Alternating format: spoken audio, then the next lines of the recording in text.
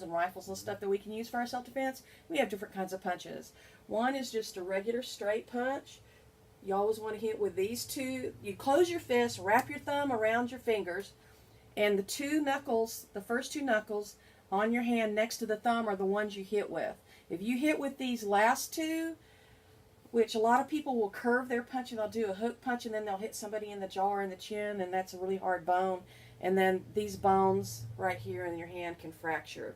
And I've seen it twice in my class with men punching wrong. Not women, by the way. This was men.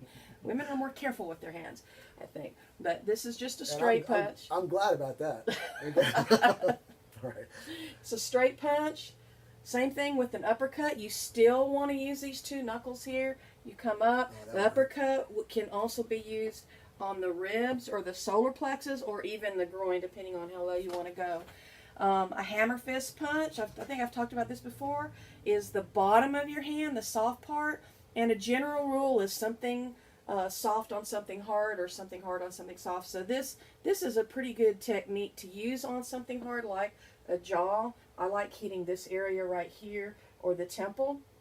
And especially this, because the only time I ever knocked my instructor down was when I did a hammer fist on him on the carotid artery, and he dropped like a rock. And I thought he was playing, but he wasn't playing. Yeah. He said, "Give me an ibuprofen and class is over." So what is that doing? It's just like taking the oxygen. It pushes the blood up into the head and gives you a really, really bad headache. Okay. I've been kicked there, and it gives you a really bad headache. So we have the uppercuts, the hammer fist, the straight punches. Then we have my favorite is the reverse punch, which comes off the back. So if I switch my stance, this is my back, my right leg is behind me, and then I can totally turn all my body weight in and really drive that punch. We also have a one knuckle punch. I did that because most people don't think it really works, especially if it's It works. It works. And that's just if you're really close, you can still get it, and you just angle your fist. You're doing that Bruce Lee 1-inch punch, man. Oh. We don't need to do it again. They got it on video, okay?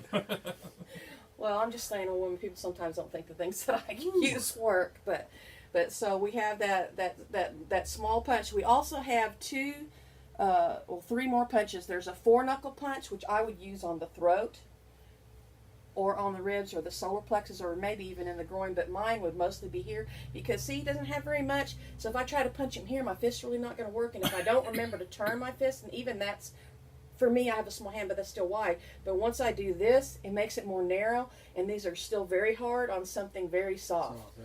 So that's the 4-knuckle punch. And you know the immediate reaction is going to be, oh, and sure. Once he does that, then I just do whatever else I want after that. But there's 2 1-knuckle punches, and one is you bend your forefinger and you make it stand out a little bit more from the second finger, and then you put your thumb in there and you support that forefinger. And this is for hitting pressure points. I can hit here, I can hit the temple, I can even go for the throat. So this is just a small little area, but it's for like getting a reaction so that you can maybe do something else.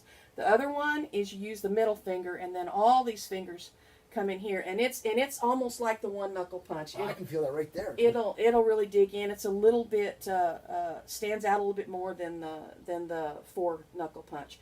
But I mean, these are just different things that you can use. I do want to say that I don't care what kind of martial arts you do. There's no wrong self-defense. You don't know any martial arts. Do something. Something, that's right. Do something. Just can you tell them how to get a hold of you? 10 seconds. Okay, 254-721-2775. Come see me. Keep your powder dry, and God bless.